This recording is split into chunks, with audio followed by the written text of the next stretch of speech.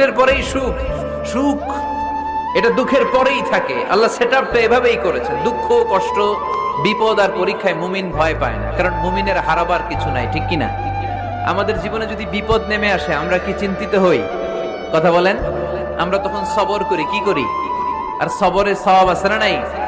কারণ মুমিন জানে রাত যত গভীর হয় অন্ধকার তমানিসা ভেদ করে সুবহে সাদিক হয়। মুমিন জানে গর্ভবতী নারীর পেটের যন্ত্রণা যত বাড়তে থাকে নতুন মেহমান আগমনের সময় ঘনাতে থাকে, ঠিক কিনা? মুমিন জানে মুমিনের উপর বিপদ কষ্ট যত বাড়তে থাকে সুখের সময় ঘনাতে থাকে, কাছে আসতে থাকে। চিল্লায় বলেন ঠিক কিনা?